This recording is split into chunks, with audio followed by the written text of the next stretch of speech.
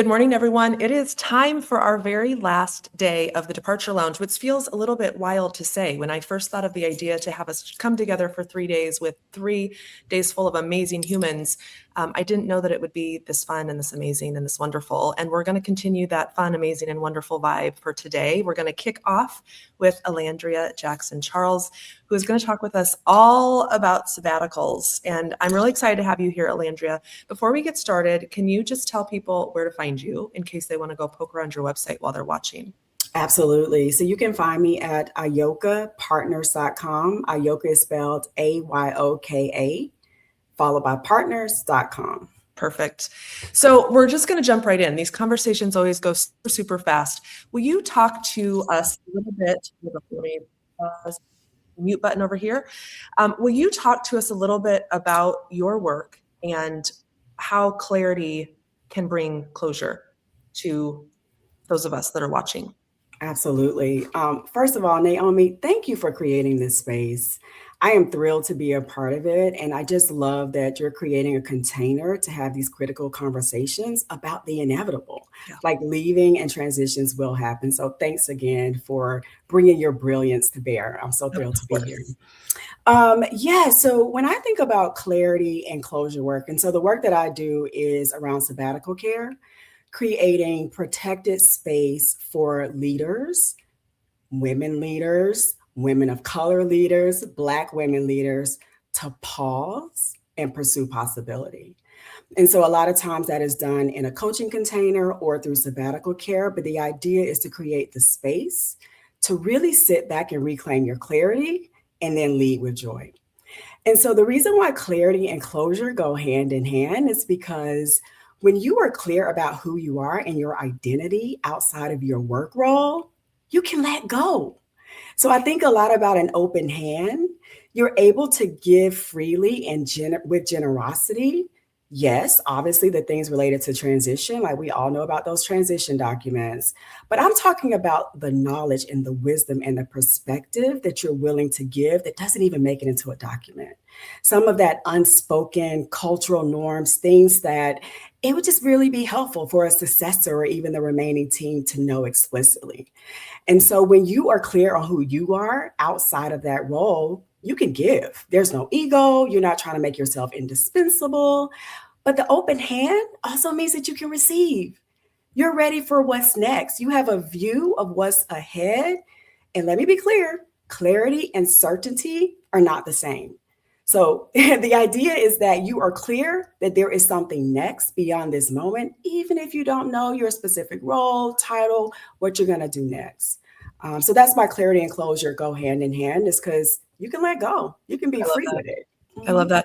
Can you talk a little bit before I go into my next question about what you mean when you say sabbatical care? Because I think that sabbaticals are not as common as they need to. I mean, they're definitely not as common as they need to be, but I also don't think we have norms around how to talk about them. So could you talk just a little bit about that too? Absolutely. Thank you for asking that. So when I say sabbatical care, I'm thinking about it in the traditional sense, the idea that someone, I call it stepping away, right? So whether that is for a few weeks or a few months, the idea is that you are no longer in your regular day-to-day routine. And so I'm a guide to help people prepare to transition out if they need support while they're away, and then particularly when you return. Because the reality is that you have changed, you have been transformed, and so you're going back into a system that has remained the same. But when I say sabbatical care, I'm not just talking about the extended time away. I'm talking about day to day. It's so often that we want to wait for extended time off before we truly pause and rest and reflect. But you know what? On this Wednesday, you could go for a morning walk, right? You can meditate, you can pray, you can work out. And so when I think about sabbatical care, it encompasses rhythms and ways of living and being that are a part of your day to day.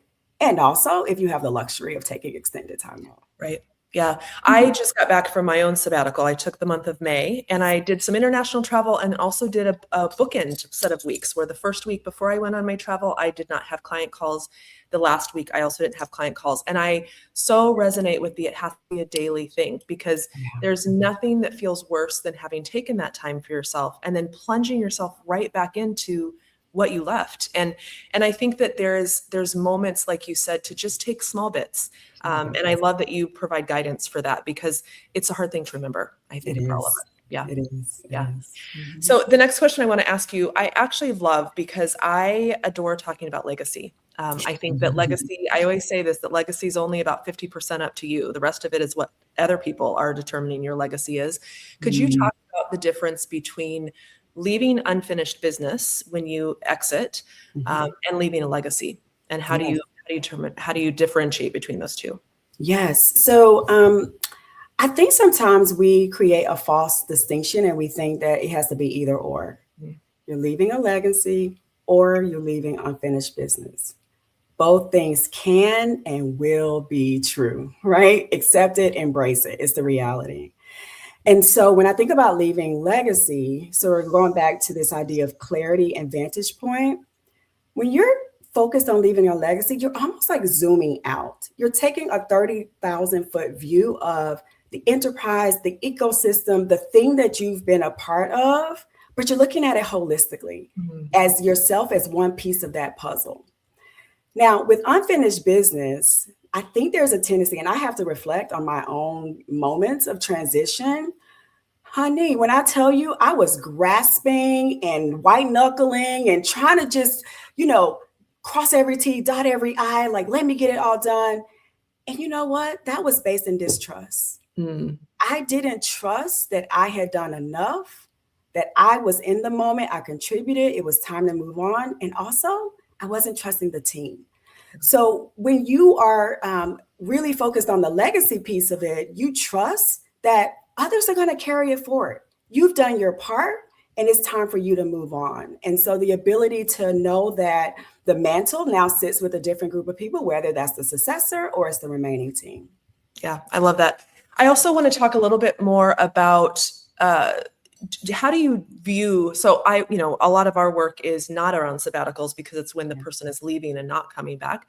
Yes. Is there a difference in how you would guide someone to prepare for sabbatical that might be different than maybe our team might prepare someone as they're walking out the door and leaving their enterprise, their thing? Some of them are founders, some of them have been there for a long time. Some, I think, and I also want to just give some, I don't know what I want to say here, credit to the fact that it doesn't matter how long you're there. Your tenure does not mean that you've got a bigger legacy or a smarter or a more wonderful legacy. Great point. But how would you talk to someone about the difference between preparing for sabbatical versus preparing to leave? Yes. So I think the core in both of them is around identity and you having a true sense of your purpose, who you are, your needs, your desires, and even your dreams. And so it's like when you use that as your orientation, if you're moving on from the seat that you're in to something new, or whether you're boomeranging and coming back in a few weeks or a few months, the common thread is you. And the clarity around who you are and what you're focused on, what's most important to you. And that's the thing that can get so lost in the sauce with the day-to-day grind, the striving, the proving, the performing. We all know it so well that you're like head down, you look up, you reach one of these moments, an inflection point of leaving a role or taking some time away. And you're like, who am I?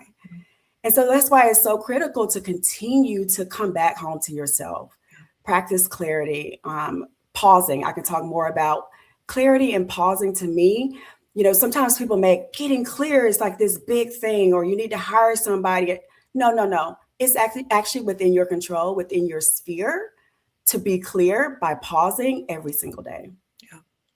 I just saw a quote that I won't be able to remember, but it was talking about slowing down and the beauty that you can invite into your life by just slowing down a hot second. And I think that's another thing that we often forget.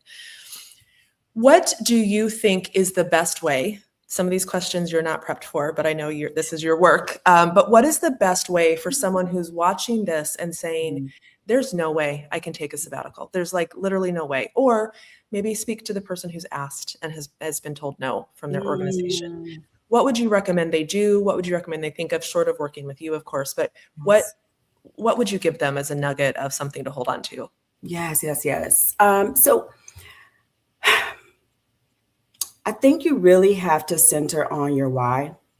when you say that you want to take time off, a lot of times it's because you've gotten to the edge of yourself, right? You're on the precipice. You're either burnt out, burnt to a crisp, or about to get there.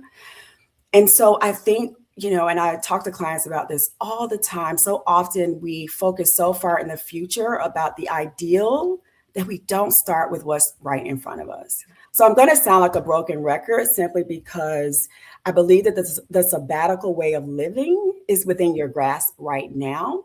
So go ahead and start that and practice that.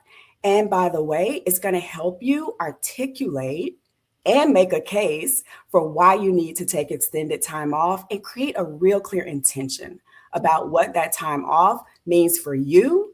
And then, of course, you can connect it to how it contributes to organizational resilience. So there's a whole story to tell that honestly, when you are like hanging on by a thread, you can't think or see clearly. So you're requesting something and you're not able to do it in a way that is rooted and grounded because you haven't taken the time to do that for yourself. I just got chills. One, because I have your new book title of the book that you're going to write, Elandria, and it's The Sabbatical Way of Living. Like, oh my God, rolled off your tongue. But I'm like, love that. I love how it. beautiful is that? The other thing that gave me chills was that whole idea, because I've been in rooms with women, mostly women, who have said, I don't know why they said no. And your point about you weren't grounded in the reality of why you needed it.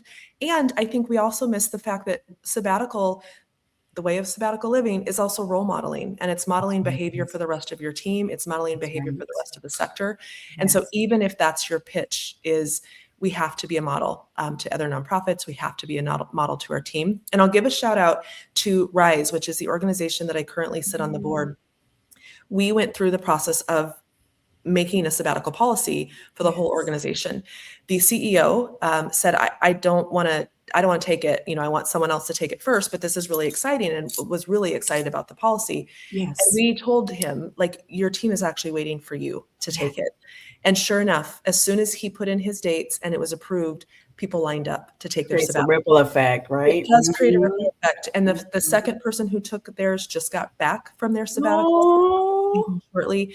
And it is such a beautiful thing. Part of your legacy can be yes, way of living, and bringing that to your board, bringing that to your executive team to ask for a policy. Completely agree. Yeah. Sabbatical way of living. Great. I'll give you the credit. Thank you. Got it. It just made me think, the books that talk about like the Swedish death way of cleaning, where you're always prepping for your death. And it just made me think of of doing something. How beautiful could it be if we all started adopting a daily habit of sabbatical work? That's great. Yeah. Thank you for reflecting that back. Kind of a segue into the next question that we were just talking about of how do you approach this?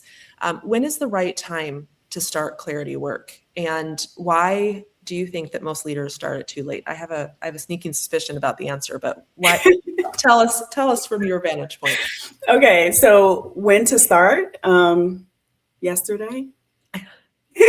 Okay. Yep. Right. Most of the times we late, right? We have put the clarity work on the back burner for way too long. And so, so the next best to yesterday is today. And so the clarity work really, like I said before, is around pausing, deciding within your days, taking some agency over your time and your calendar, blocking time to do what you need to do, whether that is, simply to eat lunch, to go for a walk. Like, there are things that really are within our control that we just give away and leave at the mercy of others who are, requesting our time. And so if the clarity work is something that you're prioritizing on a day-to-day basis, when you get to these, I'll call them like bigger moments of like leaving and transitioning or even taking a career break, you have a barometer, you have an anchor, you have something that is not muddied by the noise and the grind that has gotten you to where you are, right? So that's the thing, is that you have experienced success. You've gotten a title, you've gotten a salary, but at what expense? A lot of times it's because you've lost yourself. And so clarity allows you to hold on to that and hold it tight. Yeah. One of the things that you just talked about that I want to kind of underscore and go a little bit deeper on is the idea of a career break sabbatical. One of the things that I'm always telling the clients that we work with when they're on their way out the door as we're supporting the whole organization, please do whatever you can to take more than just a weekend between leaving this job and starting the next one. Right. I mean, it's such a natural thing, whether it's fear-based, whether it's income-based, and the Yeah, needs so financial. to care for, of course. Mhm. But I just think it's so important to think about what could I possibly do to give myself a little bit of a break in between this role and the next role. Are there practical tips that you want to share? We've talked a lot about like speaking to the individual. What do Yes. you want to say to a funder about sabbaticals? Ooh. This is like we can just dish, we can get sassy if we need to be. Let's go. The ecosystem needs it. Okay. So when you asked that question, the first thing that came to mind was notice. Pay attention. Look at your leader. I'm going to say leaders, plural, because, I'm seeing more and more. It's not just the top person, the CEO or executive director. Pay attention to your deputies. Pay attention to the second in command. And ask questions about how they're really doing, right? And so, as a Black woman in particular, I can truly say I'm good at masking, or I used to be, where I look like I'm doing the thing, I'm meeting all the metrics, I'm showing up, but deep inside, I am burnt out. And so as someone, particularly when there are power dynamics, you have the purse strings and you have the resources for them to execute on this thing that they care so deeply about. You're in a really privileged position to create a safe space, to notice, ask them for what they need, and then make an investment. And so I think, we talked about sort of this spectrum of what a sabbatical could look like. If it's not 12, 14, 16 weeks, let's start with a mini sabbatical. Let's start with 8 weeks. Let's start with 4 weeks. I will say something is better than nothing. And so I think funders prioritizing the care and well-being of the individual, it is directly connected to organizational resilience. And to the mission. And to their ability to carry out the mission. Yeah. Yes, and continue. So, yeah. Yeah. I think the other thing I would add to that is, you and I have talked so much about the team who stays and covers during a sabbatical. Yes. I think it's important for funders to know that the cost is not just the pay of the person on sabbatical while they're on sabbatical. It is also potentially giving a one-time bonus to the folks that step into that role. It's also making sure that that organization has the ability to do some cross-training and some knowledge transfer ahead of it. And I do think that there is opportunity for every funder. It doesn't matter how big you are, what your portfolio is, how much you grant, to begin having those conversations with your grantees. And you can say, I just watched this video with Elandria, and I want to talk to you all as a grantee group about what you might need when it comes to sabbaticals. Can you imagine if all of the funders— Great suggestion. I love that. It'd be so good. It would. What do you think the sector needs to understand more about? You and I were just having a conversation about a report that just came out about how much funders have invested in sabbaticals. Yeah. What do you think, if we had a magic wand and you could wave it, what would that be? What would that inject into the ecosystem of the accessibility, right? The ability for more leaders to take time. I love to see that there's a movement around this. I love to see the depth, but I actually believe that there's so much more that could be done if people would take the bet. It is worth it. The slowing down actually accelerates everything, the leader, the organization, the strength of the organization. So I love it. One of the things that we talk about, Elandria, a lot when folks are coming back from sabbatical or preparing for sabbatical is that return and that reentry. We have a document that we share with our clients that we work with on exits and transitions around how do you welcome someone back? Do you have any last bits of wisdom there as we start to wrap our conversation about how to prep your team for the return of the leader? Because things may have shifted. They may have decided to do away with a standing meeting. They may have shifted the way that they communicate. What's your advice there? Yeah, so I love that you're shining a light on the shifting part, because that's the beauty of it, right? Like when you have stepped away, your orientation, some of the work that you were doing, you probably weren't supposed to be doing. It allows you to actually like escalate to doing the work that you were meant to do. But the first thing that comes up when you ask that question is spaciousness. Mm. So similar to how you described your own sabbatical, is create room. Don't just think that you can jump right back in, because it ain't gonna happen. Or it might, and it's going to be a shock to the system. And why do that to yourself and undo? It's almost like undoing. Yeah. Yes, we just said the same thing. You're undoing the transformation and the work that has happened. So it's a clearer calendar. You know, I would say the first 2 weeks, like prioritize certain meetings, like be very, only very prioritize certain meetings. Yes. Very protective of your time and how you use it. Yeah. Because you're creating a new normal for yourself and the organization. I love that. I thought of one last, maybe kind of sassy question to ask you. What would you say to folks that think, I mean, there's some truth to this, but what do you say to people who are like, we can't do a sabbatical because what if they come back and they don't want to stay? They were going to leave anyway. Yep. Okay. Thank you for joining us on this great. They are. I mean, and everyone is, right? Everyone's going to leave one day. None of us are at our first jobs. And so why do we keep perpetuating this toxicity around, well, we can't let you have some time away because what if you leave?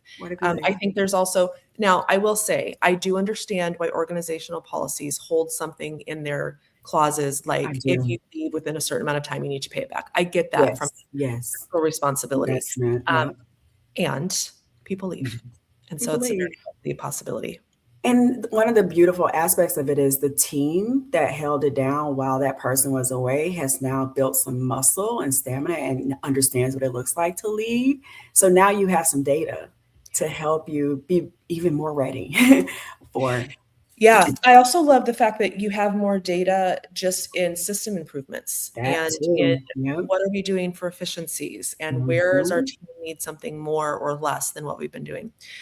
Elandria, this is, I mean, I say this with every one of the conversations I've been having. We literally could talk about this for so much longer. People can find you at aokapartners.com. What is the key thing that you're offering right now in terms of services? How do people work with you? Yes.